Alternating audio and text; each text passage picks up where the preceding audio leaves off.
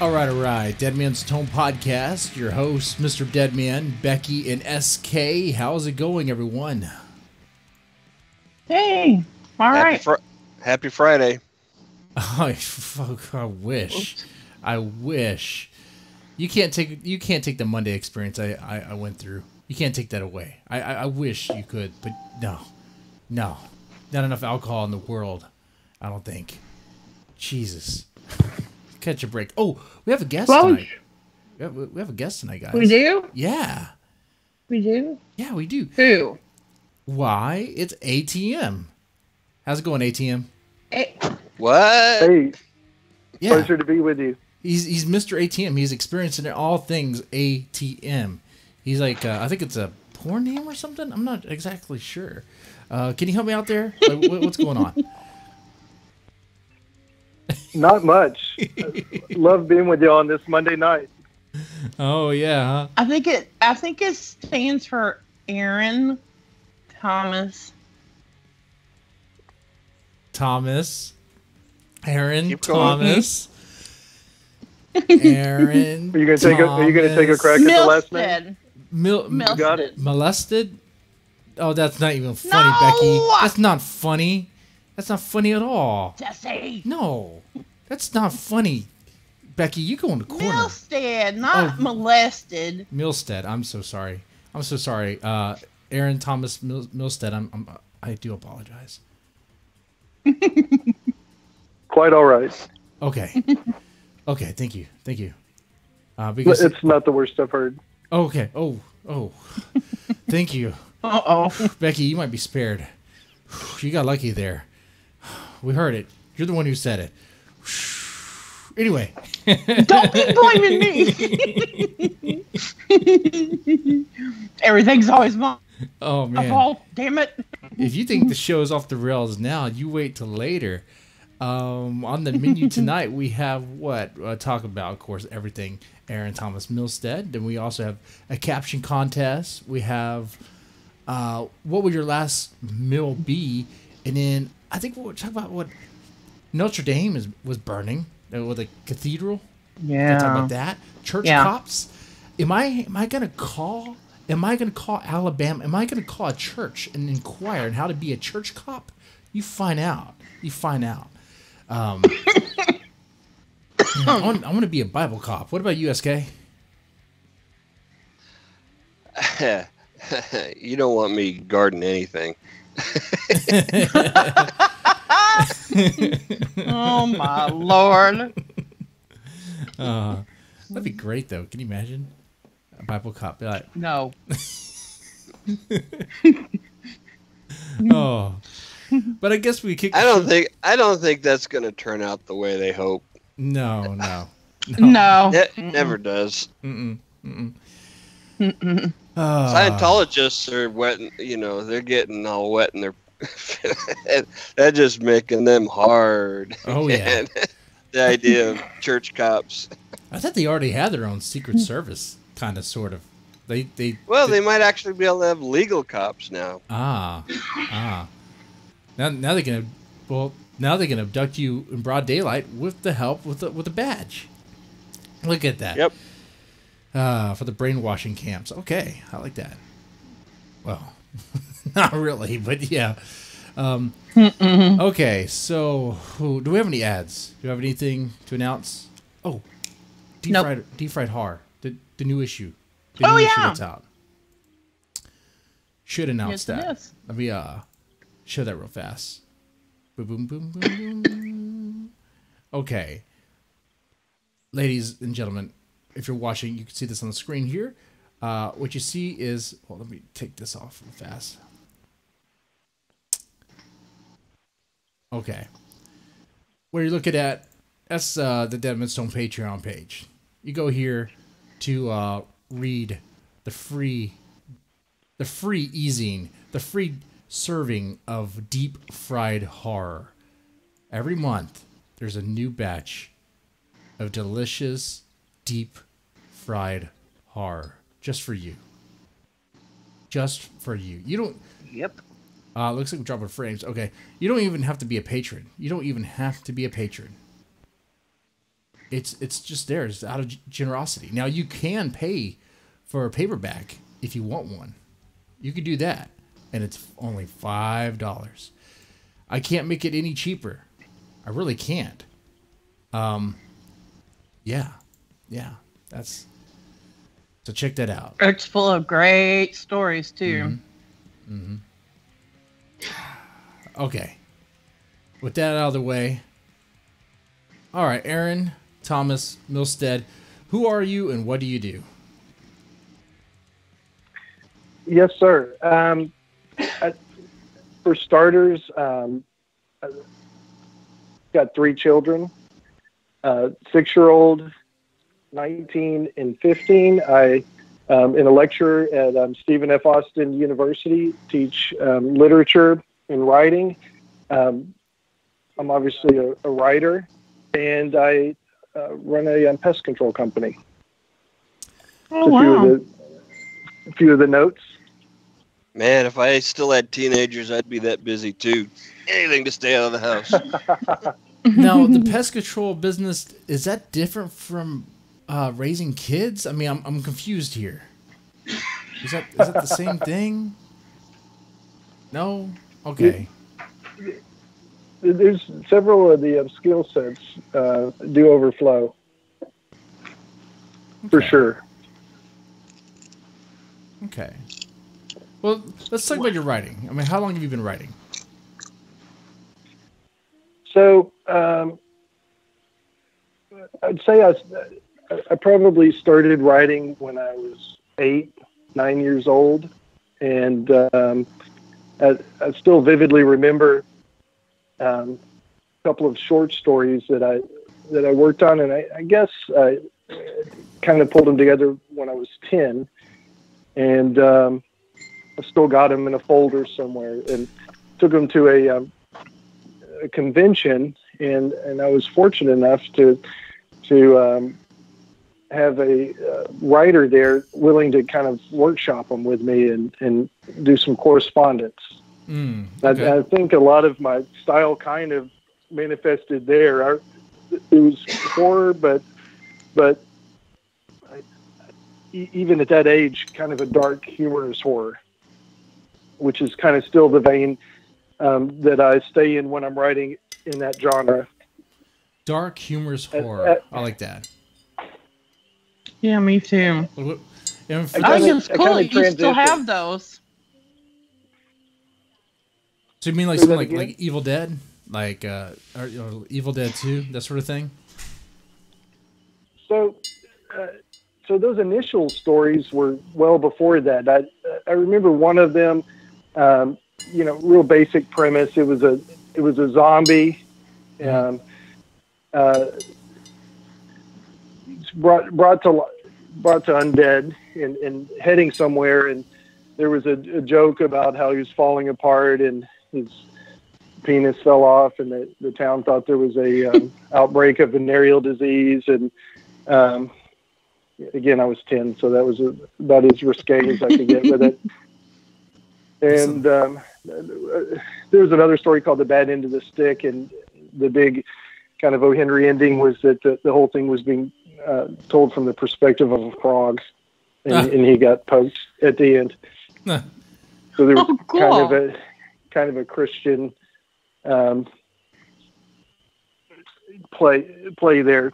Obviously, growing up in the Bible Belt,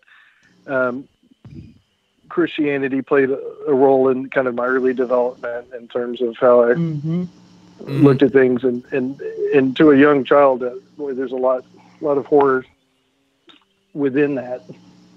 Yeah. You and think you still about have all these stories?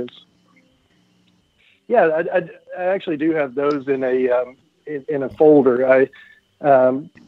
After that, I kind of transitioned into writing poetry, and I remember my junior year of high school, group of us that called ourselves the Depressed Poet Society. What? Kind of self-published a group of poetry. Is that? I mean, is that kind of redundant? The Depressed Poets Society? Or is that? Absolutely. It was more a manifestation of trying to be noticed by girls. Oh, chicks love that. The dig emo dudes, right? They're marginal success.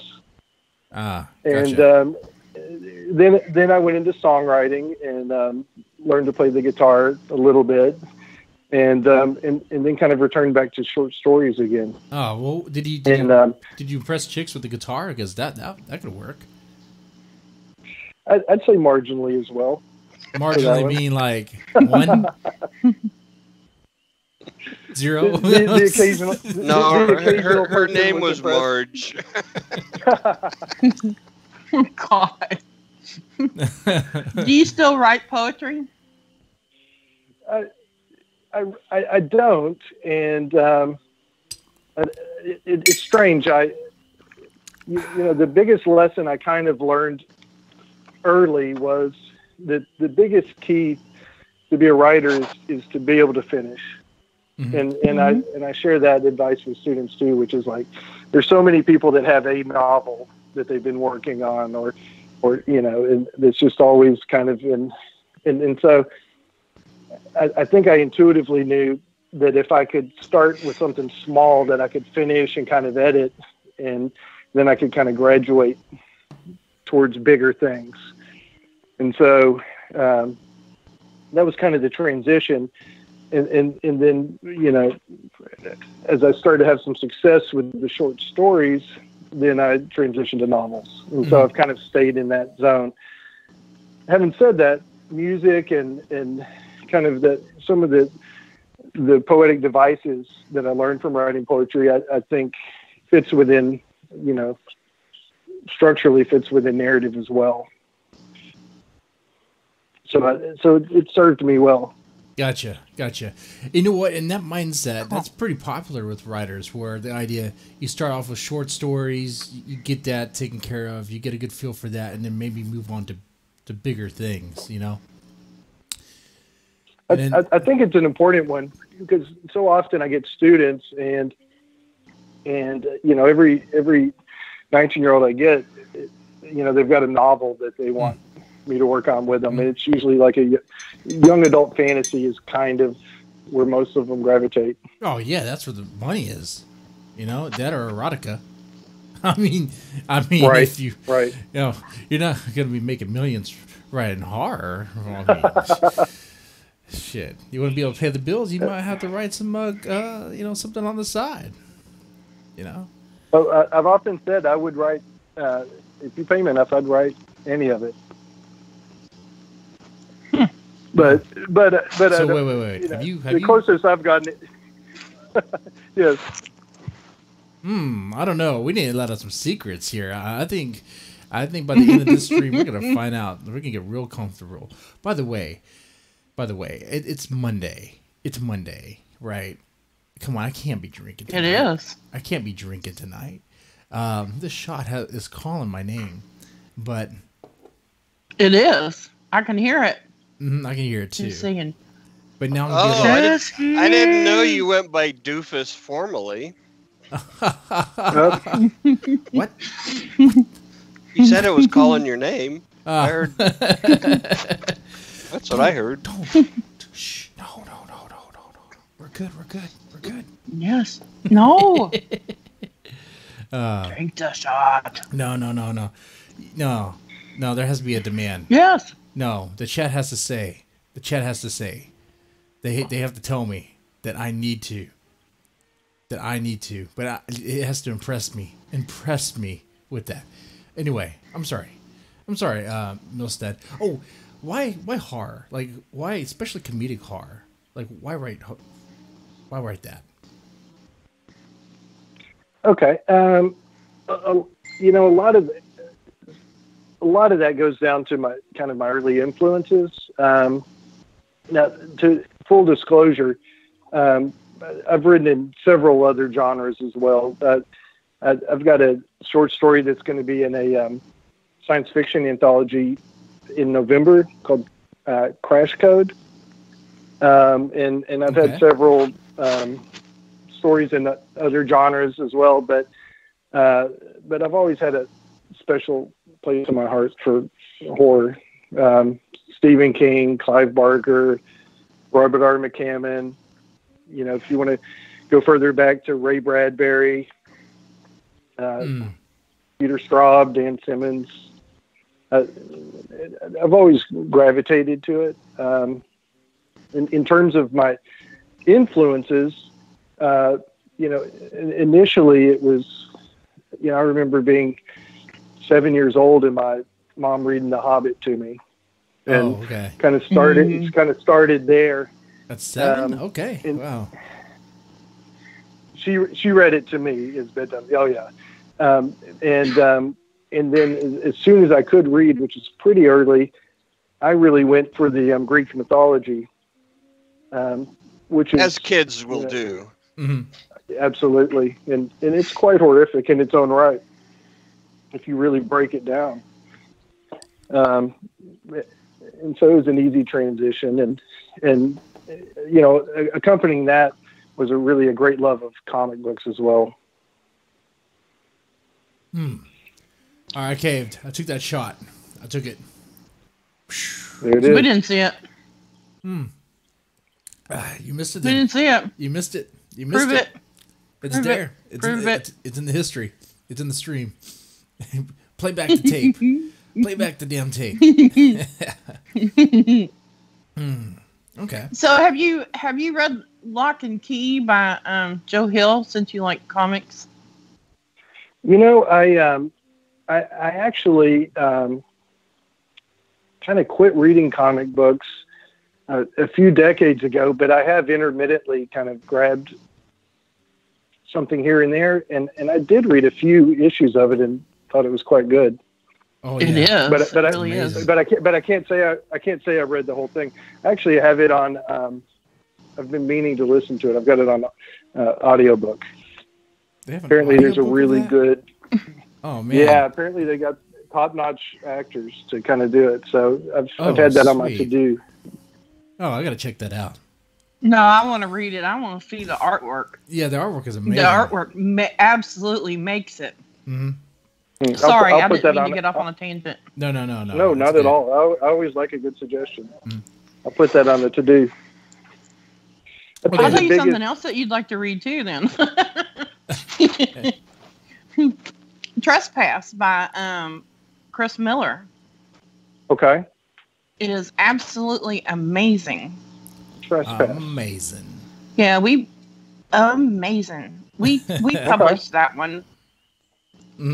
And Better You Believe too by Tony Evans is another good one. It's a collection of short stories. It's really good too. They're both really good writers. They're okay. Now I'll shut up. I'm sorry. They're very good books. Now that we're now that we're just plugging our own stuff here. No, absolutely do it. But Becky's bad about that, so yeah. All right. Hey, Milstead, did you have a question for me? Yes, sir. You had a question for me? No, I'm following you. I'm reading your mind. I'm reading your mind. I think you might have a question for me. You have a question for me? Are you going to drink another shot? I'm just That's what the question was. Is that the question? Yeah. Yeah. Am I the devil on your shoulder? Yeah. Absolutely. Yeah. All right, I'll take another shot. Here we go. You know what? I'll have this one ready. You know what? This one, that was a freebie. I'm sorry. I'm going to have to be an e-begging whore at this point. That was a free one. Come on. Make it worth it. Come on. Didn't you see what Teresa put in the chat? What she put in the chat? He drank it. We just messing with him. But since he got off Facebook jail. Oh, but since I get Facebook jail, I should drink another. Okay. I guess we could drink for that. Teresa, why are you in Facebook jail? Well, yeah. Again. For something that happened in 2016. Oh, of course. Oh, man. I mean, That's go how figure. That works. I'm not convinced. I don't know, Teresa. I'll think about it. But I'll do you want to dance again? I mean, the price is right, maybe. I mean, I'll tell you what. I'll take the shot. I'll let the shot convince me of what I want to do. But she's going to tell you shot or shirt, one of the two. I like those odds. I like those odds. 67. Okay. Seriously. Okay. Let's focus. Oh, hey, because you write horror and all that, and the common stereotype is that, oh, people who write horror are like damaged inside, or it's a sign that they are a freak at their core. You know, is that? Or devil worshippers. Yeah. Are you a devil worshiper? You know, part time. Yeah. Is that true? Is there any truth to that? What do you think about that? There's actually a kind of a fascinating Stephen King article on writing that I often teach my class, and it's the thesis is why we crave horror, and essentially what he's saying is that we're all insane in some way, and what he means by that is that we, you know, from the time that we're children, we're forced to repress kind of a big part of our nature. So if a child gets angry and punches someone, then they get chided and they're told not to do it. And through constantly repressing kind of a portion of our nature, we need a cathartic release. And I you know, and another saying is that writing is therapy. So yeah, I think in a lot of ways, you know, that we do write for significant reasons. You know, what might make this more polarizing is that my novel, They Don't Check Out, is about a pest control technician. And I literally had people reading it whose apartments I sprayed. So it broke the fourth wall a little bit. Where they actually were like, okay. Now this book, they don't check out. Since I mean, I guess what elements of real life, real experience, kind of made it that way. You know, I guess in the form of scenes and all. But what about like even real experiences? I mean, you were a pest control guy. Yeah, well, I think we absolutely write what we know, and that I actually was kind of fortunate in that growing up in Nacogdoches, my uncle and I took a martial arts class and met this is 30 years ago, met Joe Lansdale, and in fact Lansdale and my uncle formed a martial art together in the Hall of Fame on it. They call it East Texas Jiu-Jitsu. But I was fortunate enough for Joe to be able to give me some advice. And one of the best things I think he said was, you write what you know. Mm-hmm. And so well, see, that's the thing that people worry about with horror. Absolutely. So, you know, obviously there's always a sort of autobiographical element to it, right? But I wouldn't go beyond that. Well, it's not like you write a book about murder and people are going to be like, I wonder if that guy has experience in murder. You know, it's not like that. Oh, wait. Maybe. There was that one. There's a few people who got arrested, actually. Turned out they were, I guess, crime writers, with thriller writers. It's like, what's going on here? Autobiographical. Yeah. Mm-hmm. Oh, man. Mm-hmm. So there are a lot of people that have a hard time separating the author from the work. It's actually kind of a discussion I often have to have with students too, because if you're gonna have them read Call of Cthulhu by Lovecraft, then invariably you're gonna have to talk about his racism. And it's like, okay, so does the work is a reflection on him? Is it the work? Like, you know, where's the line there, right? Yeah. Well, even with like Stephen King, he has a bunch of N-words, you know, in his books, but no one really talks about that. You know, they're like, yeah. Oh, well, that's because he's writing racist characters. Okay. Yeah. Yeah. I mean, I'm not defending Lovecraft. I mean, Lovecraft was indeed a racist. he was not hiding that. He was not hiding that at all. Right. Well, he was xenophobic and mentally ill too. I think he was kind of universally afraid of everything. Different. Well, which obviously doesn't excuse it, but no, I mean, it's also kind of the beauty of his work. Yeah, there's different factors too. I got an argument on Twitter about this. It's like it's kind of like a thing of his time. It's a bunch of combination. Of course, there's ignorance. There's always ignorance when it comes to like racism and bigotry, because that's where it's coming from. Like you're operating on a fear based on a prejudice, based on something that, like, if you actually get to know, if you break out of your comfort zone and actually get to know those that you are afraid of, those you have a bias, or even a hatred towards, you actually break bread with them, get to know them, have a drink with them, eat food with them, converse with them, you'll find that they're just people too, man. They're not. I don't know. You're exactly right, and he was, and I saw a documentary on him, and he was literally afraid to leave his house. I think he had some email, some pen pal correspondence, but that was about the extent of it.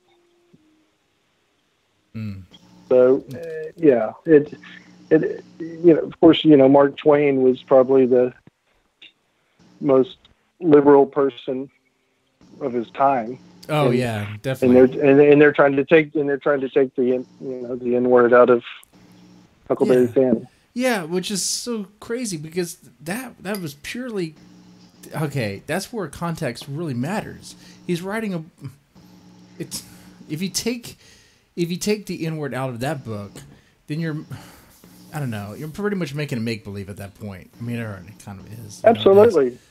In fact, I heard that they had taken a version and they had replaced the N-word with the word robot. You know what? Yeah, you might as well just put laser guns in there. You might as well just put like X-Wings and TIE fighters and the Death Star. I don't know. Just turn them to Vader. Just turn them into Vader. That's what you need to do. And instead of Huck Finn, it's Luke Skywalker or something. That's what we're doing. Right. Or you know what? It's a Wookiee. I don't know. Am I making sense? Absolutely. Totally. I'd argue the best short story writer is probably Flannery O'Connor, and she consistently used the N-word, but again, she was like a champion against racism. Yeah, what's insane too? Some people don't really talk about this. Is that there was, and there still is, but I guess they're not really that vocal. I guess I haven't really paid attention. But there was an argument. There was people that would argue that, Lenny Bruce. Lenny Bruce. Is that? Okay, yeah. That's pretty much the power. I know where you're going with that. The power of the word. Yeah. That George Carlin talked about it too. You could take the power out of the word by overusing it. But then there's this new group. I guess they're rising up again. I don't know what's going on, but they're like, no, we got to be afraid of words because of all this stuff. But it's like, the kids on the internet that are on like 4chan and 8chan and all that, they're used the N-word, like they throw it out like confetti. They throw it around because they think it's funny. They throw it around because they don't get the history, and they don't really care about the history. They're not in for a history lesson. Like the N-word doesn't mean anything to them. But they like the rise. Now, of course, this doesn't explain all. I mean, some people are actual racists using it, but some people. Some, not all, some are just trolls using it because they like to get a rise out of people. They like to poke. They like to instigate. And I don't know, it's crazy stuff. But absolutely, when you start talking censorship in writing, in particular, it gets scary quick. Because what's going to happen, huh? It's hard. I mean, if they really crack down on naughty things in books, I mean, just about every horror book has a gruesome murder. We're all screwed. Yeah, right? All the sex scenes, all the rape, the assault scenes, the mass murder, all that stuff. Bye-bye.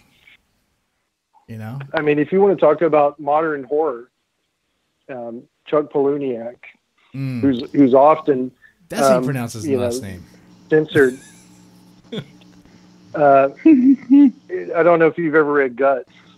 But kind of a famous short story, because he would read it aloud, and they had no less than 100 men faint during readings at the exact same moment during the short story every single time.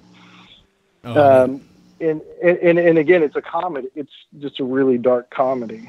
But, he was trying to kind of create a new version of horror, but, he's being censored all over the place. Okay. So, yeah. And if you think about what's happening now, I mean, that book, in fact, I believe, wasn't he considering, I don't know, I gotta recall something on that one. I thought there was a point where Chuck was thinking about going softer in his work, and it wasn't working out for him. I don't, like I said, I'm just I didn't really read into it. It's just kind of like hearsay from what I heard.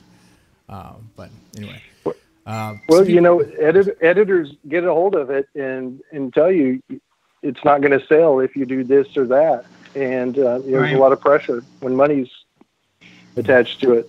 Yeah. Okay, Chad is demanding a third shot on a Monday. I didn't think this bottle had enough for 3. I really didn't. I think, guys, I think we found the magic bottle. I think we found the magic bottle, Maker's Mark. I don't think it ever runs out. Oh my God. Oh SK, my what do you think Lord. about this? You think? I think we're screwed, and SK and I are going to be hosting the show. SK's been quiet tonight. You okay, man? You all right? He's sleeping. Shush. Oh, I know he wants. He's going memes. He wants to talk about. Wait, what do you want to talk about? Oh, church police. We're talking about the church police, right? Right. Yeah. Patrol the town. Lord. Patrol the town. Patrol the streets. Go on the prowl, making sure all the boys and girls are reading the holy book. You're reading the Bible there? Well, I'm pretty sure you're misinterpreting that whole story, as you like to do. Oh, what? I'm not misinterpreting anything. It's Bible cops. Bible police. Church police and Bible police. Different thing. Oh. You went from talking about horror books to church police? Yeah. Wow. Isn't about the same That thing? was a hell of a jump. I know, right? God, where will a 4th shot take us? I don't know. I I don't don't know. even want to know. We'll find I out. don't even. No, let's not. But I we don't know will. that transition's so poor. No, it really isn't. That's why I'm terrified. I'm scared. Scared. Scared. Hey, Yeah, I mispronounced all kinds of things last night, and you weren't there to correct me and laugh at me. But Jesse might have made a list for you. I don't know. Yeah, we probably did. Just a mess. Just messed around. All the worst. But, so what is going on with that? And what's the, how is it, what is this? This has got to be in the South, right? Alabama. Oh, yeah. Alabama. Yeah. So how do they get to have a jurisdiction on their church property? Well, The Senate voted for it. mm-hmm. They voted. Overwhelmingly. Yep. They voted for it. They got it in there. You can be a church cop. And I think... Which doesn't make it constitutional.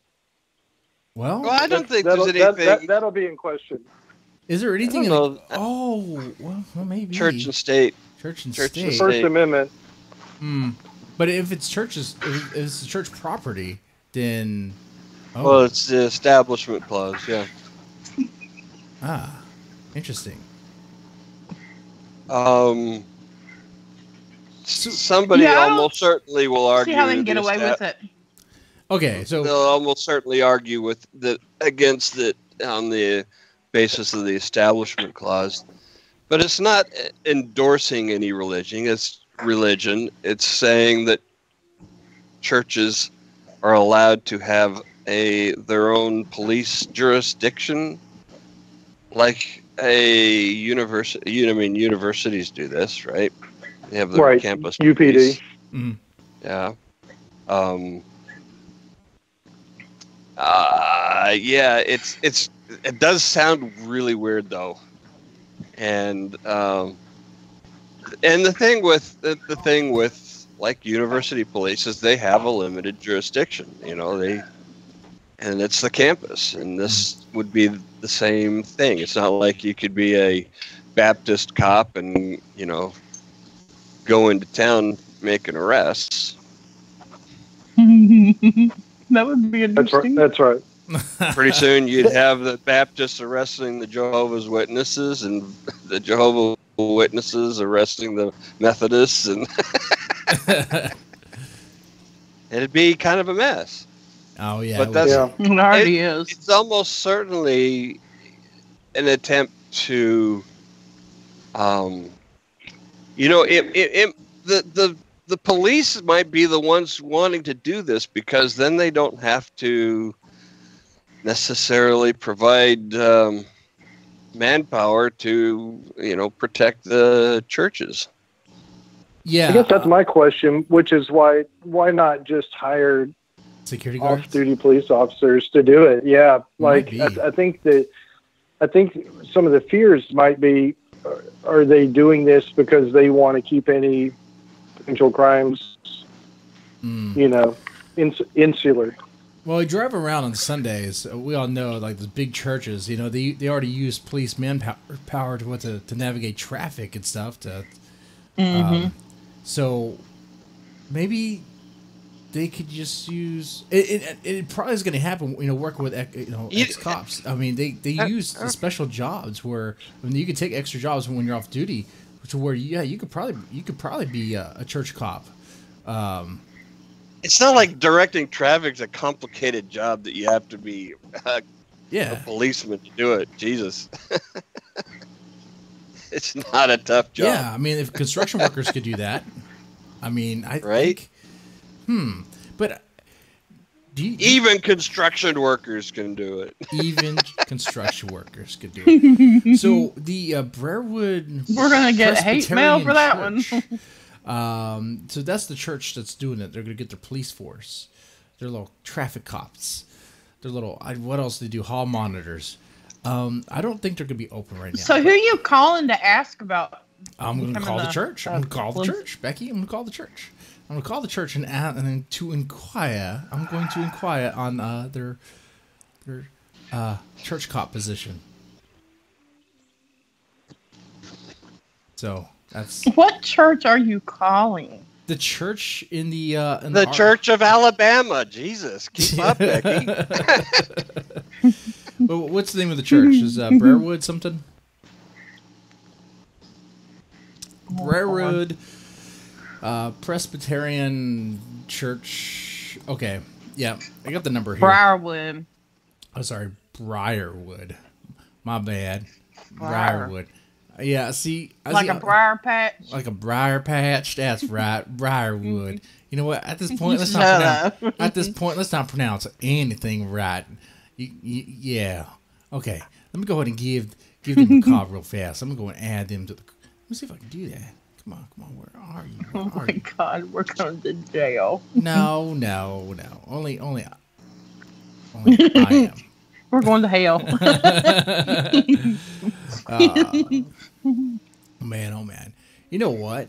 Skype is weird. It says I already have a direct number. I don't think it doesn't give me the option. Oh, look, we might You not want be me able. to see if I can call it? Oh, yeah, that'd be hilarious. Let's do that. Oh my God. You want the? Send me the phone number in the chat. I'll send you the phone number, Becky. You got to come up with a biblical name, though. Okay, when you answer the voicemail. Rebecca? You mean Rebecca isn't biblical? How enough? about Esther? All right. No, I'm going to call this on my... There you go. Hold on.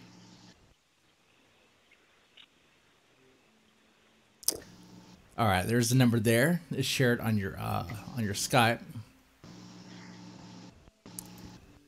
Stop making fun of Bama. I was born there. Alabama's all right, and it's all right. And I hear they're very close, with the family and all that. It's just, It's just what Hold on. do. Just what they do. Jesse, shut up.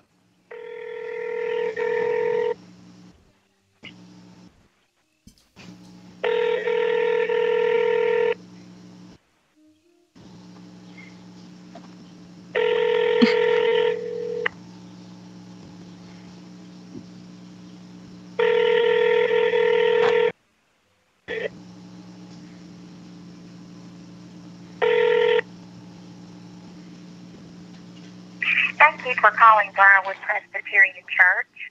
The church receptionist is currently assisting another caller and will be with you momentarily. Oh. If you know your party's extension, you may enter it now or pound for a church directory.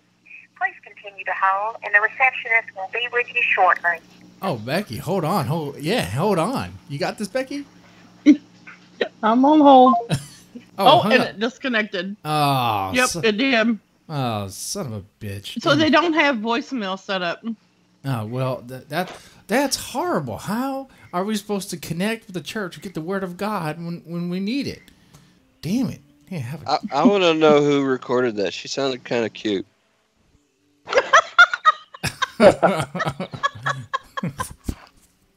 Did you understand what she said, or was it too southern for you? I don't. I don't need to understand what she says. just like the sound of it. Yeah. All right. This was an interesting bit. I can't get out of my head trying to teach literature in Texas. And I mean, do you read out loud in class? I mean, could it be like, shall I compare thee to a summer's day, huh? Well, I don't know what they teach in that hipster school of yours, but down here we teach. We know how to read. We can read. We just read. I know it. Way. I'd just be laughing so much. It's got to be entertaining as hell. Yeah, it's the beauty of being able to teach on the college level is I basically get to dictate what they read. So I just take my favorite short stories and novels and awesome and have them do it. And you're right. There's a certain amount of quizzing that has to be done to ensure that they read it. and essays, but yeah. But they end up, most people that take it actually have an interest in doing it. I will say, I'd say it's 90% female every semester. Oh, but you gotta be careful though. Now we're getting to the point. Yeah. Which kind of tells you a trend about reading right now. Yeah. That you've probably already noted. Yeah, that's true. Mostly women. There's a lot of competition right now for entertainment. Probably more now than ever. So absolutely true. It's a tough time to be a writer. So how is that going? Like teaching and all that. Enjoying that? It's fantastic. In terms of teaching writing, it does become more challenging each year because people are reading less. They're certainly writing less. There's probably, in terms of an attention span, I'd say it's probably shortening quickly, just with the cell phones and social media. The obvious, but I'm lucky enough to get good students. So if they dedicate themselves to it, it's persevering, but it does feel like it's on the decline. I mean, are the classes getting less and less, booked? I mean, you notice like more empty chairs or something? What's going on? Well, what helps my job security is that I teach classes that are mandatory to get a degree. So, so if they don't pass the courses, they can't go on. So there is a little bit of a incentive. I see. You know what? What was it? So do you? Go So ahead. in that case, do you get students who are motivated, shall we say, to make propositions on their to get better grades? You know what? I've never run into that, thankfully. I probably set a good boundary pretty early on. But most people kind of know where it is. There are certainly people that want to test the boundaries in terms of what kind of work they can turn in. But, yeah. But they figure it out pretty quick. But in terms of teaching lit, you imagine being able to design your own course. It's a pretty good time. Some of my favorite courses were the humanities courses, which the college I went to was pretty much sounds kind of the vein of what you did. Pretty much taught. Here are the books you read. They're important books, and then we're going to talk about them, write about them, and all that stuff. It was great. I enjoyed it. I feel like so much of media has lied to me about these hot co-eds coming onto the professors. I think so. I'm really disappointing. So. It really it's funny because it hasn't with me. Again, I probably lead off talking about my wife day one, and ironically, she's in the other occupation that has the same stereotypes, which is she's a psychotherapist. Yeah. So anytime you see a professor or a psychotherapist, then the cliche, right? Right. Mm-hmm. It's like there's going to be some sort of impropriety going on. Yeah. But she's actually been a boon for me because so much of my writing is based on psychology, which I don't know how you can extricate. Certainly horror, but most any writing from the psychology. Oh, it's very important. It's very ingrained. You got that. Do you ever have her come in? Honey, we need to talk about this latest story. You know what? Absolutely. She psychoanalyzed you. Porn doesn't count as media. She found your pen name. The most recent novel, Earworm. There's a key scene with a psychotherapist, and it was so advantageous because we could just kind of role play the scene out, and I kind of had my built-in expert there for the jargon and kind of how to work through it. So she's been an asset in that way. Now I have a question. Yes. Did you get a reading ready? I absolutely can read something. Sweet. Cool. From this book?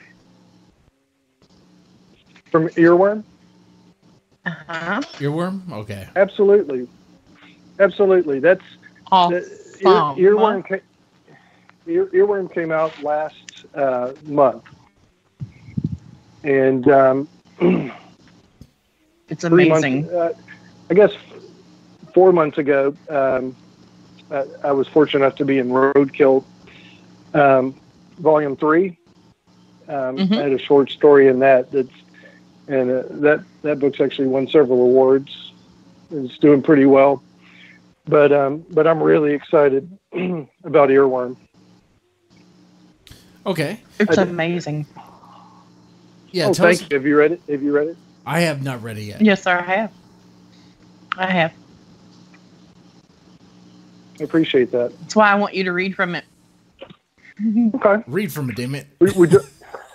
Okay, let's do it. Read from it, damn it. Is that what you just said? Yeah. Read it. Oh, in the cover. Let me just jump in. Yeah. Well, first, the cover. It's all white. Yes. It's supposed to be all white. It's all white. So So I don't know if you can, how well it's photographing there, but it's a figure of The a woman silhouette. based on Mhm. subliminal phrases that are repeated throughout the novel. Mm-hmm. And Oh, so the wife plays kind of an integral role within the narrative, and these are like key phrases that come up. huh. Okay.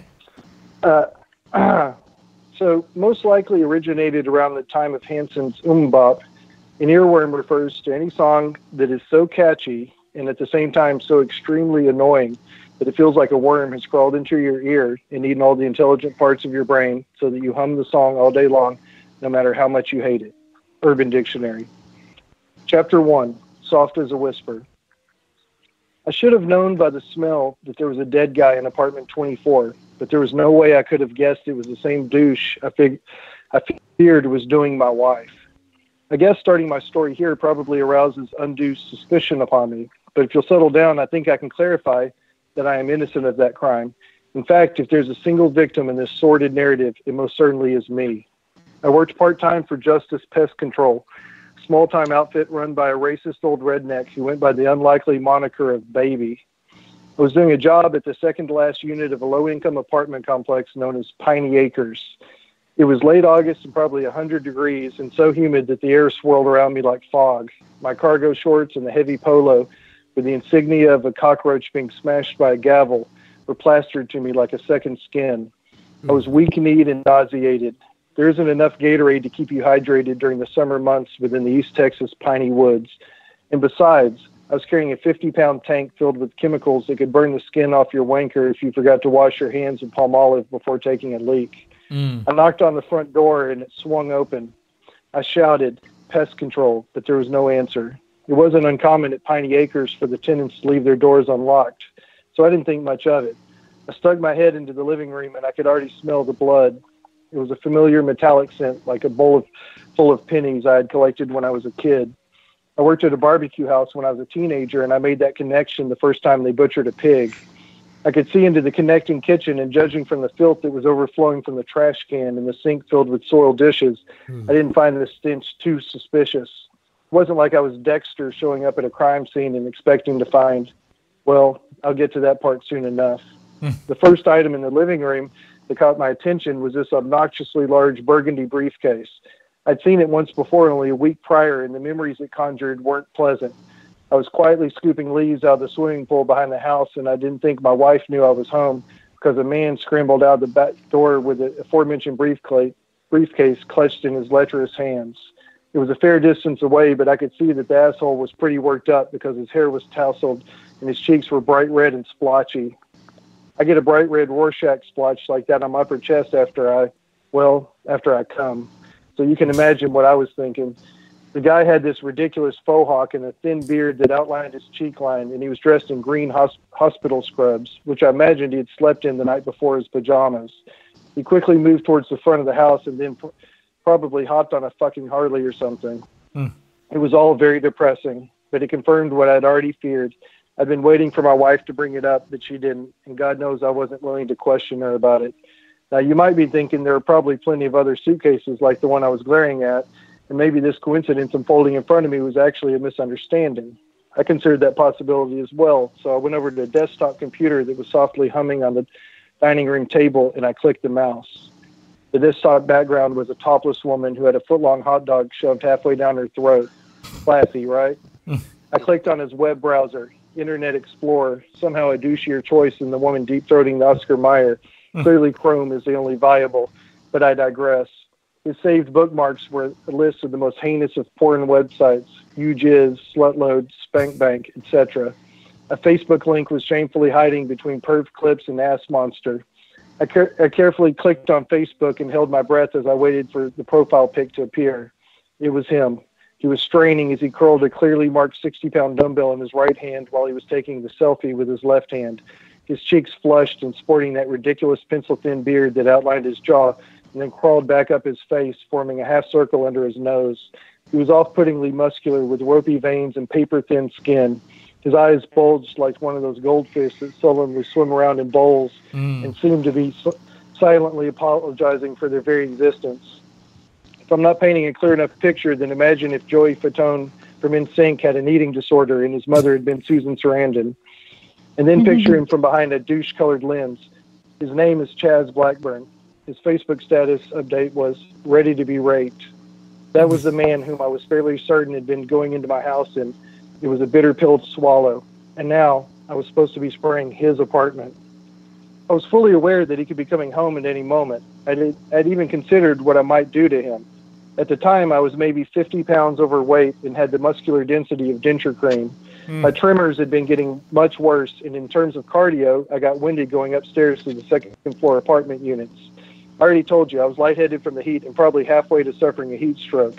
I was also a notorious pussy who tried to disguise it as enlightenment. I'd kick your ass, but I'm a pacifist, like Jesus and Gandhi. All of that is true, but in that moment, I imagined him coming home and me squirting him in those bug eyes with the deltamethrin that was mixed in my tank. Yeah. And I'd slap him around while he screamed. At the end, I'd take a handful of Mohawk, pull his ear up to my mouth, and whisper, "If you as much as look at my wife again, I'll fucking kill you." He'd fall into a fetal position on the floor, cry himself into a coma, and when he awakened, he'd realize the error of his ways and either become a priest or return gay, whichever. The truth is, if he'd come home, I'd have asked him if he'd seen any bugs, then spray the perimeter of his apartment and go home without voicing a single displeasure or even making eye contact.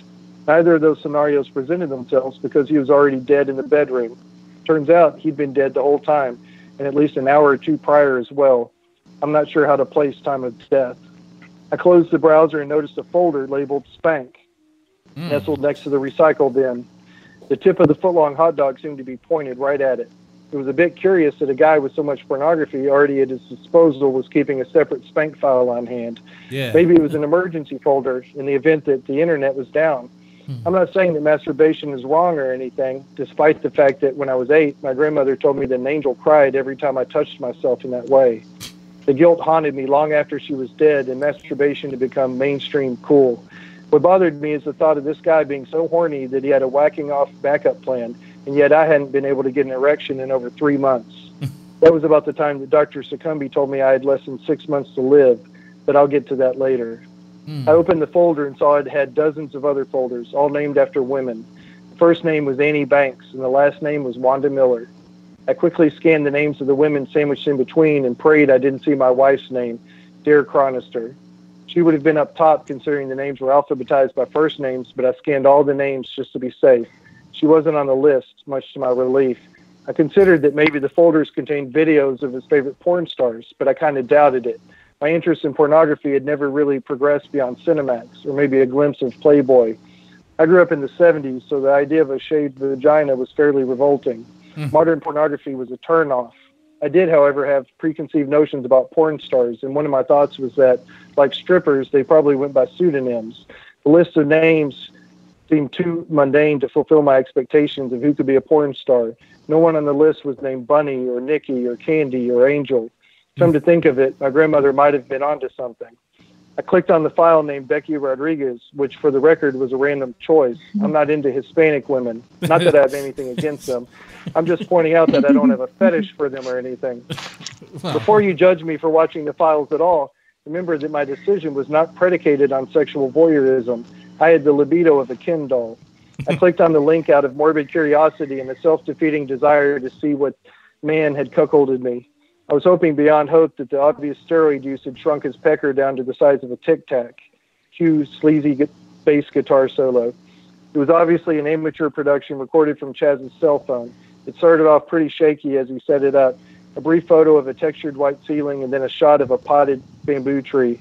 Eventually it was pointed at a woman who was lying down on what I thought might be a hospital bed. She was face down and her body was covered by a thin sheet. I didn't know it at the time, but she was actually face down on a massage table with her face buried in that donut hole at the end. Pretty convenient for him because I'm pretty sure with what I know now that Becky had no idea she was being filmed. Chaz walked over to her, pulled down the sheet a bit from the top, exposing her bra. I could see she was a fairly sizable girl. More specifically, she had enough back fat to be distracting. 4 distinct rolls that were filled with cottage cheese. That surprised me because I figured Chaz probably only filmed conventionally attractive women. My wife, for one, was a knockout. Looking at Becky's back, I concluded that she was extremely overweight and in her latter years. Chaz squirted some oil on her back and spent a few minutes kneading her like he could flatten her fat into a tortilla or a pancake. I didn't say tortilla because she was Hispanic. And then he murmured something into her ear, and he turned and smiled at the camera as he approached it. That's when things got weird. He carefully zoomed in the camera until it was a close-up of her ear. I assumed he continued to give her a massage, but there's no way of knowing because the rest of the video was just that sad, droopy ear framed by dark, frizzy hair littered with gray and a bit of unsightly wax nestled in the canal. More than 20 minutes of that ear before the video abruptly ended. Next, I chose Sarah Jones. It was much the same. She had a much more attractive back and long blonde hair, but a few minutes into the video, and she was reduced to a single ear. She had a diamond stud nestled in the lower lobe. I scanned 3 more folders, and the pattern was clear. Chaz was clearly into ears. Extreme, single, close shots. Ear The sex. skin tones differed, and there was some slight variance in hygiene, but for the most part, it was uniformly dull. I've already admitted that I'm not an aficionado of porn, but this was shocking. I tried to mentally recall my wife's ears and was lost. I doubt I could have picked them out of a lineup. All I knew about her ears is they were extremely ticklish, and she disliked being kissed anywhere near them. Maybe Chaz knew something about my wife that I'd never figured out over our 17 years together. If I'd left the apartment with that question ringing in my ears, then everything would have turned out very differently. I most likely would be dead by now, and that might actually have been better. Hard to say. Instead, I went deeper into the apartment and stuck my head into a small bathroom that held more hair products than the third aisle in Walgreens, and sprayed a few jolts of poison behind a filthy toilet, and then I stepped into the bedroom. The smell of copper pennies was much stronger in there. The ceiling fan above the bed gently whirred, and a sliver of light shone in from behind the blackout curtains and revealed a prone form on a king-size bed that almost filled the entire bedroom. I whispered, "Hello?" but I didn't really expect an answer. I flipped on the light switch. Chaz was naked except for a pair of those obnoxiously tight shorts that professional bicyclists wear. Judging from the huge bulge stretching out in his form-fitting shorts, he was packing way more than a Tic Tac. I like to think he stuffed them with a banana or a large cucumber, but I guess I'll never know the truth. His bulbous eyes were open and unblinking. The sheets were wet with his blood. I stepped up to him and looked down and saw that his throat had been cut from ear to ear. It looked like someone had traced his thin beard with a box cutter. He was as still as can be. My mind flashed to one of those frogs that gets dissected, opened up and displayed with pins. It was the first dead person I'd ever seen, so maybe my mind wasn't ready to accept it as real. Maybe that's why I leaned down and put my ear on his chest to listen for a heartbeat. Nothing. That was when I felt something tickle my other ear, as soft as a whisper, gentle as a feather. I quickly sat up and shook my head as if dismissing a troubling thought, and didn't think about that tickle again until much later. I really didn't have much time to consider it, because a moment later I heard someone step into the apartment. The steps were as impactful as thunder and promised violence. Floors shook and the stucco walls quivered. I froze, instinctively anticipating a Tyrannosaurus Rex and remembering that they aren't supposed to be able to see you if you remain perfectly still. I was standing above the murdered corpse of a man whom I had reason to strongly dislike, if not kill, and the more pragmatic part of my brain was racing towards 2 more likely possibilities. Either the intruder was a cop who was going to catch me seemingly red-handed, or worse, he was a murderer, come back to dispose of the evidence. As I debated which scenario was more horrific, the footsteps grew louder, and the room suddenly turned dark and unfocused as it violently began to spin. I fell dizzily to my knees and glanced up just as a mammoth figure in a dark coat stepped into the doorway. His face was as white and inexpressive as a mask. He gripped a red gas can in one hand and a blowtorch in the other. I fainted, passed out, pussed out, blacked out. However you want to put it. I'm not proud of it, but then again, that could practically be the title of my memoirs. Chapter 1 would be titled, "At Least I Didn't Shit My Pants." Wow. So that's a little intro to it. Holy hell, man. That fired so fast. All the pop culture references, the little jabs, the humor. It just kept going and going, but it was entertaining. I was like, man, what else is going to happen? What's going to happen? It was like, great. I appreciate it. Like layers and layers being unraveled. And now you want to read it, don't you? Yeah, now I do. That's a good tease. Buy the book and read it. Leave a review. Mm-hmm. See? Are you ever tempted to assign your own books in class? mean, you could, right? I technically I could. My ego wouldn't allow for it because it just feels like a douche move. But people have asked. I do know people that have done, and that is a question I've heard. There have been times where I've given assignments like a personal narrative, and I used to write a kind of a Where Are They Now for the newspaper, and I made the mistake of reading it to my class one time, and they just kind of stared at me like, "What the hell, dude?" So I was like, "You know what? I'm gonna avoid this." I mean, a lot of professors write textbooks and then make their kids buy them, and they teach out of their own damn textbooks. So I know. That's a turnoff for me, but you're totally right. I've seen people do it.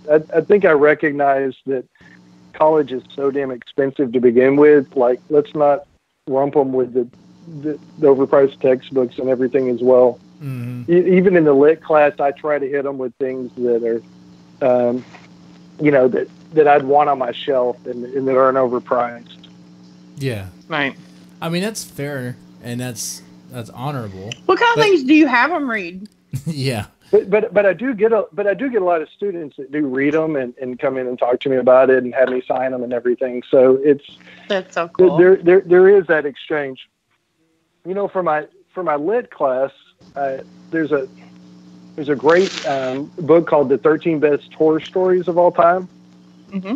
It's got a great collection of classics, and then I kind of buffer it with Flannery O'Connor's A Good Man Is Hard to Find, and some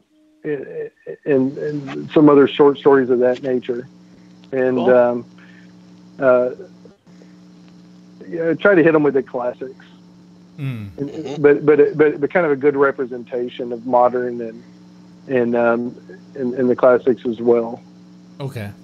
And it kind of rotates based on what my interests are at the time. I made the mistake one year of hitting them with Kurt Vonnegut, who I dearly love, but their reactions to him were so poor that it depressed me. So. I know, right? You have to kind of adapt to your audience at times. Yeah. Wow. Jesse. Yes. Before you forget, we have to do the caption contest. Oh, yeah, don't worry. We'll do that. First, I want to ask, okay. So Earworm, is it based on real experience? That's a great question. So I anticipated that question. Oh. And kind of did some introspection. And you called your attorney? Is that what you're telling me? You called your lawyer? The kind of the question there, at least initially, is this narrator schizophrenic because he's dying from a debilitating brain disease, and that's one of the potential symptoms, or has this symbiotic life form kind of attached itself to him, and I was kind of looking for in terms of style.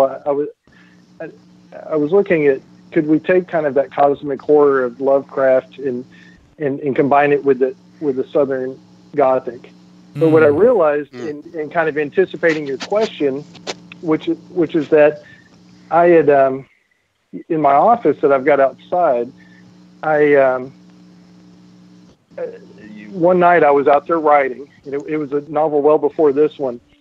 And I had a French bulldog that was sitting next to me.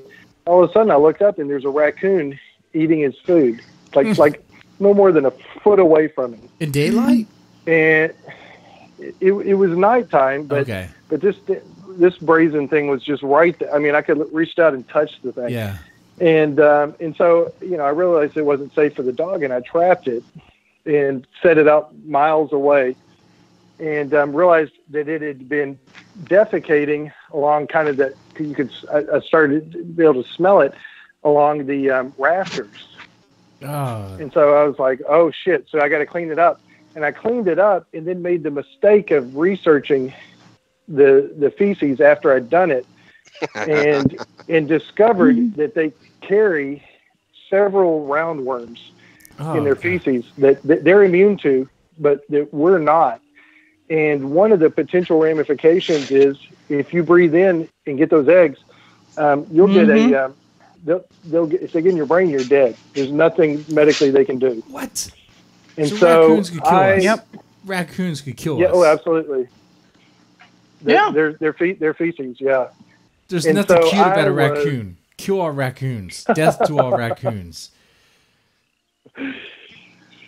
So all of a sudden, I'm super paranoid. The only way you can detect whether or not you've got it is you've got to check your own bowel movement and see if you've got like worms in it. What? Oh, were you checking your shit? I know. Checking your poop? Ew. See, So and I thought No. the term was chicken shit, not checking shit. Oh, Ew. So you remember when I said writing is therapy? Yes. So Yeah. I think that I was kind of low key traumatized by that, and all of a sudden it came out, and I really didn't put it together Low-key my ass. until I anticipated that question. I was like, you know what? That's so. There you go. When I asked this But question, I think that was the genesis. when I asked this question, I was wondering if you have an ear fetish. Now I hear that you're checking your shit for worms. Yes. Do you have an ear fetish? Ew.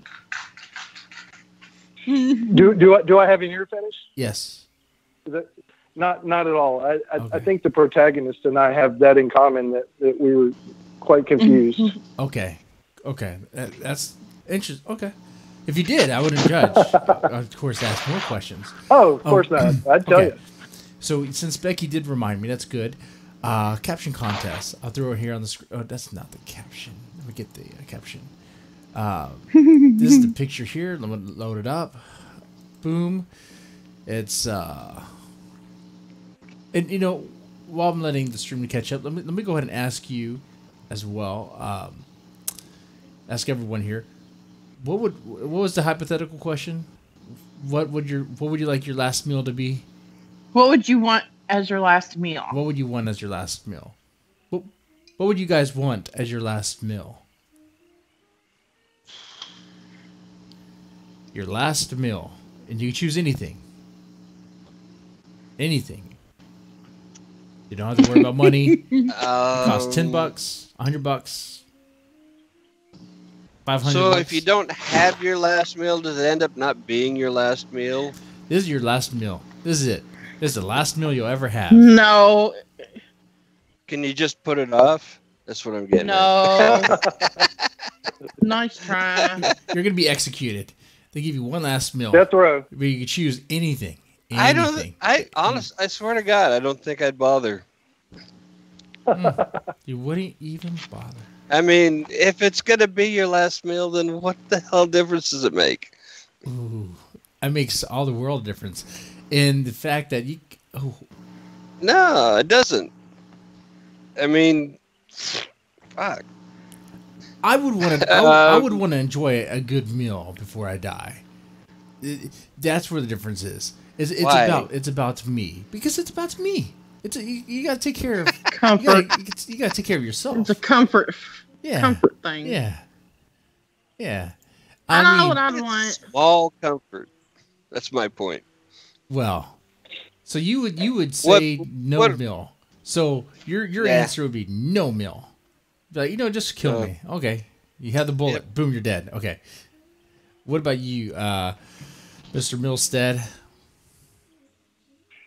I think, I've been trying to eat healthy, and so I'd go opposite on this. And chicken parmesan, fettuccine alfredo.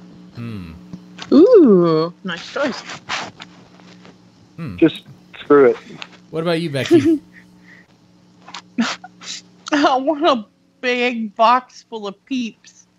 A Peeps. Peeps. Oh, Peeps. Yes, I love them. what are you trying to do? Beat the bullet? Well, I mean, Yeah, I have to agree with that Wow. one. I don't like peeps. No. That's that. No. Oh, there's something wrong with you all. Why do you not like peeps? What's not to like? They're marshmallows. Yeah. I don't really like marshmallows Yum. that much. I like s'mores, but that's This because comes from a man that ate bull balls. oh, I'd rather eat a whole bucket of bull balls before I eat a peep. I mean that. Are you serious? I'm serious. No way. I'm 100% No serious. way.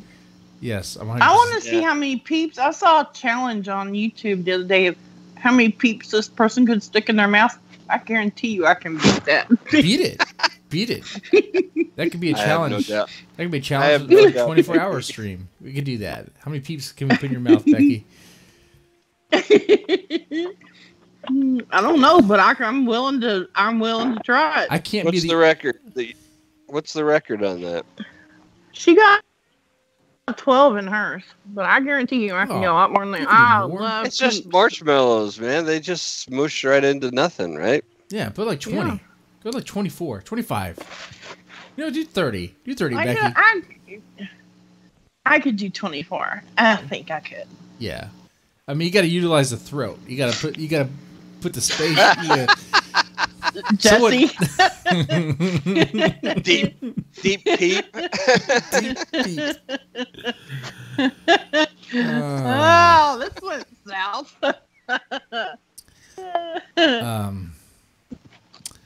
Before I give my answer, what were some of the answers on the Facebook group? What were some of the answers of the Facebook group? What they say? Oops. Let's see. An endless Vegas buffet. No execution until I was finished, and I would chew each bite for a really long time, say 30 to 40 minutes. It helps with digestion, after all. You gotta Ralph Moody masticate said your hook. food. You gotta masticate your food. If you don't masticate, That's you're not regret what it. I thought you said. Okay. Ralph Moody said hooker booty. Oh wait, like straight from the street or washed? Yeah. Doesn't say. I'm not asking him. Chris Miller says sushi and I can't say it. Sushi. Sashimi. Yeah, good Ugh. enough. I don't think the prison's gonna What? provide that. I'd be like sushi. What? Okay. James Watts says lasagna. Yeah. Yeah.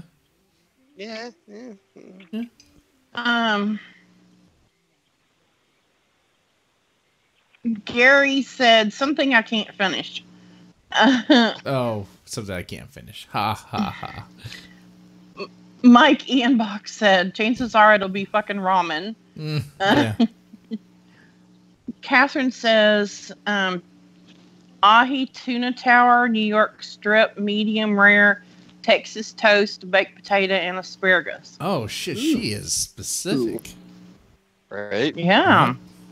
That's her last one. Justin says nothing. Skip it. What's a meal gonna do if you're on your way out? What does it matter? Bring in a woman instead. 62 last meals. Okay, see, I like that. He was like, you know what? Let me just have a woman. But isn't that Ralph Moody said hooker booty? Is the prison really just gonna cut off the booty? I think he's just gonna. I mean, I don't think that's what he meant. I think he meant the whole thing.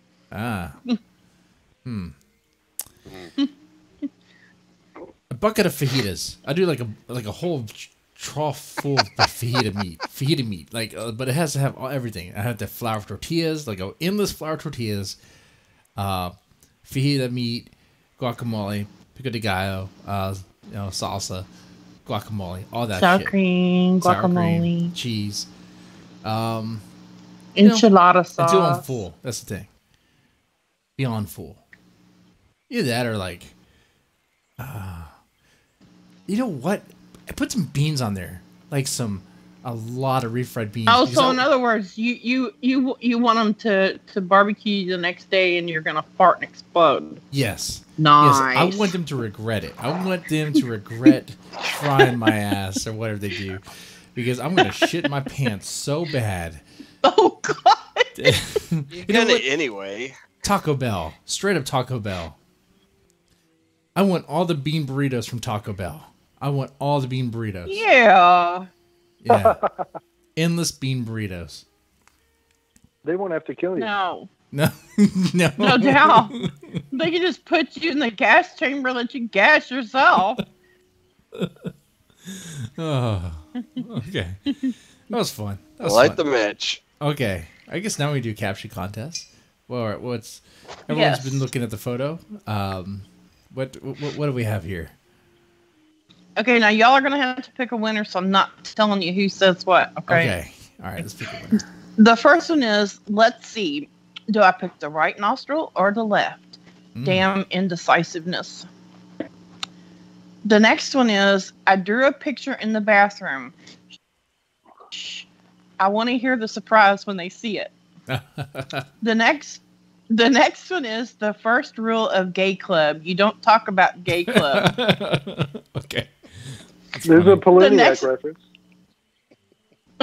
Yeah. The next one is felt cute. Might show my sphincter to the neighbor later. I don't know. Okay.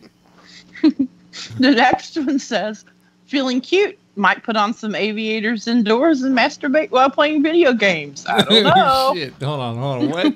How do they know I'm doing it right now? Yeah. Show 'em point. Move the camera, Jesse. The next one says, I'm going to kill him for this. The next one says, shh, don't tell Becky and Aaron, but I just put a spider in her bed. A really nice big one. Yes.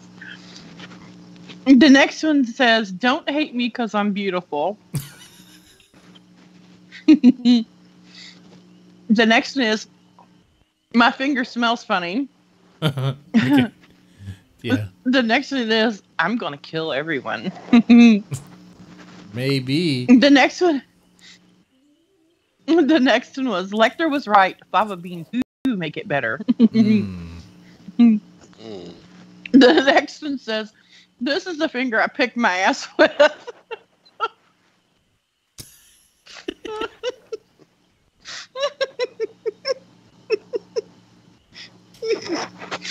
The next one says, hush, hush, keep it down. Voices carry.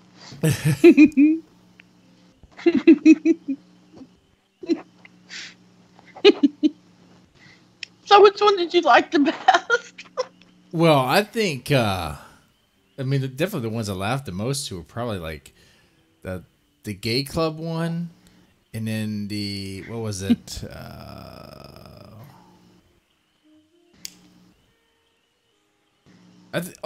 Showing my neighbor the sphincter.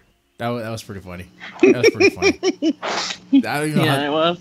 What am I do? Stick it over a fence or something? I don't know how that's supposed to happen.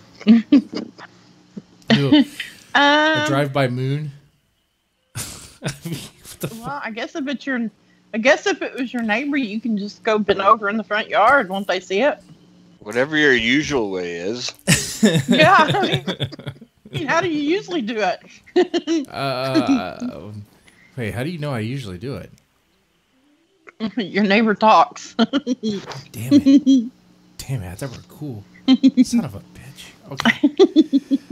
Oh, man. And guess what our next our next picture is for the contest?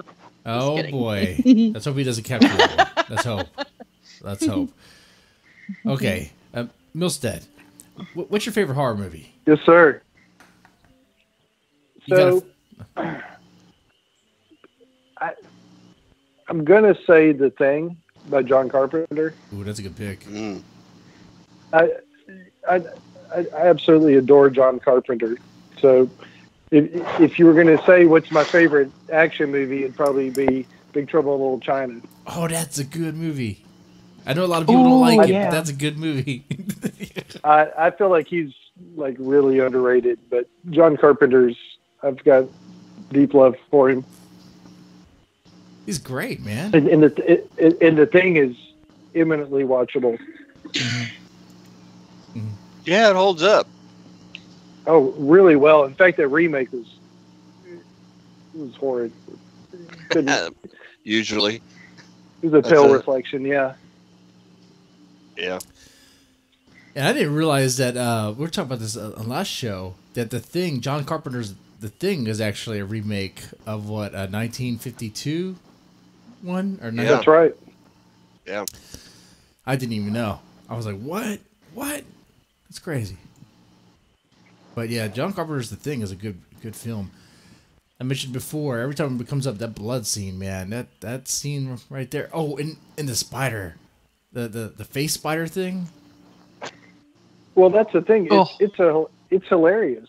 Like when you see the spider. I mean, I was laughing so much. Of course, I was like a little kid, and my mom took me to see the movie, which might tell you something about me. But she took you to see that, man. Well, I can't judge. Absolutely. My mom was watching. She let me watch with Halloween. Not the same level of creepy, but it, it's kind of like I'm watching murder happen. I'm watching murder happen in panties. Watching babysitters and stuff. Right. What's going on here? But that's another John There is Carpenter. no spider that's funny. No. Oh, there's a funny spider. You gotta watch the. No, there's Thing. not. The spider that comes out of the dude's mouth. That is hilarious. It's not funny. It's out of his mouth, no. Right? Okay, the dog transformation sequence. That is wild. Like when he's like, turns into the abomination, whatever. It's like creepy looking. Man. It's masterful, and ties back into Lovecraft too. Yeah, it does in a way. Yeah.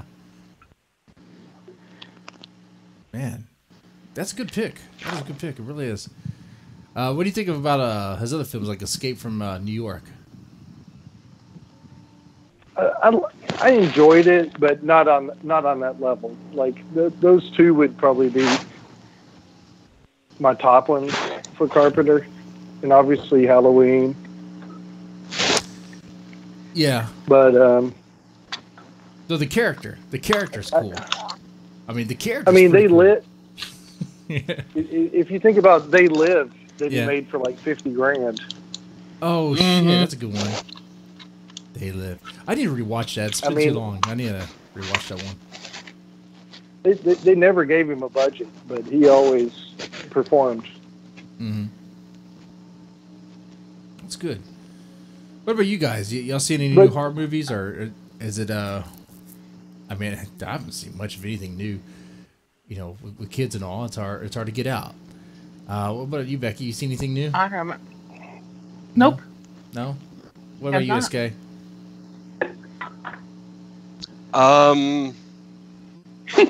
Hello. Yeah. I was just thinking. Not horror, but I rewatched Bohemian Rhapsody the other day, and I watched a series called I just finished it today. I can't remember what the hell it's called. The Killing Season, which is a documentary series about serial killers around the country, and the filmmakers trying to solve some of them. That's pretty wild. I mean, that's some real horror. Interesting fact that came out: the FBI estimates there are perhaps 200 long-haul trucker serial killers operating in the country. Oh man, that's a lot. That is a lot. Yeah. Yeah. And are there victims like lot lizards? I mean, yeah. Huh. Yeah.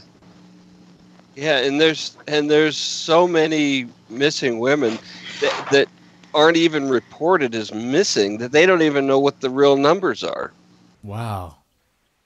And those women, they probably don't even really care to look.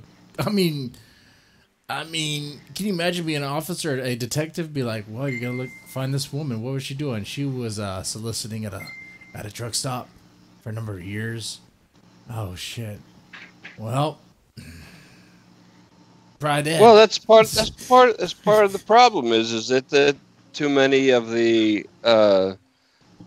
police jurisdictions just don't give a shit. Nope.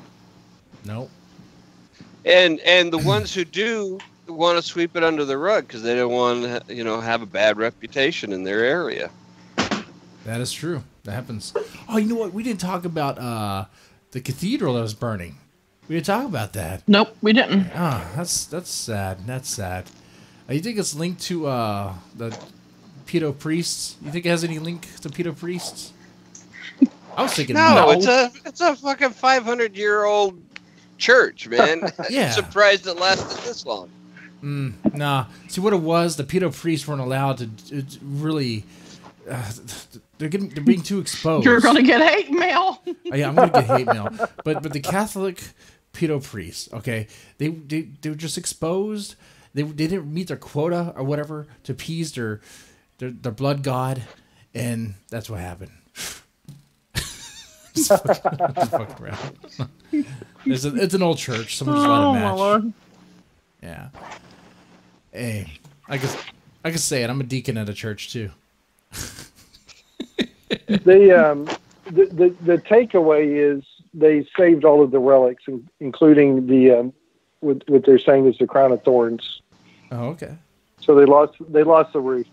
I actually wrote a comic book for a company probably a decade ago, and the premise that they gave me was it's a hitman for God, which was a horrible premise, but I feel like I was able to kind of like pull in some dark humor in there, and at one point a demon actually took out a church, and they kind of the catch line was quit fucking the altar boys. Yeah, that's a good takeaway. Somewhere or other that made the cut. So yeah. Yep. Well, feels like the kind of role that Keanu Reeves would take on. Mm-hmm. Absolutely. I can see him do that. Just ruthlessly taking him out. Yeah. John Wick Constantine. Yeah. Yeah. That would be good. That'd be good. Hell, I'd watch that twice. Look at that. Damn. Well, we're kind of at the end here, but damn it. Want to do more. But Aaron Milstead, if you ever want to hop on again, just let us know. Anytime. We could talk. Absolutely. Shoot the shit it's more. Talk about horror. Talk about anything you want to talk about. Be good stuff. We could do another reading. We've really, you know what? I didn't really dig into to try to gross out the chat with the whole roach thing. I was wanting to do that, but it didn't happen. You know what? I was prepped, but we'll hold it back for next time. Just humor me this, because in that description, you said roaches will eat eyes. Is that true? Roaches will eat eyeballs from humans? Human eyeballs? That's not true. Now, why would you tell me this before I have to go to sleep? Do you sleep with roaches? That's nasty, Becky. What's wrong? No. Damn it, Jesse. There's definitely potential for them to drink the just politely drink the liquid from the eyes. Yeah, they could drink. So they're not going to eat the whole eye, but they might sip from the fluids. Yeah. And obviously you've heard horror stories about them crawling into ears. Oh, yes. Yeah, that would be the enemy. I'd be digging at the side of my head like crazy. I would go to just Greenland to tie it back into the earworm. I'd run out into traffic immediately. Might be an overreaction. I'd be going and getting the closest bottle of alcohol and pouring it in my ear. Yeah. I'm sorry. I'm drowning that sucker. I can't do roaches. No.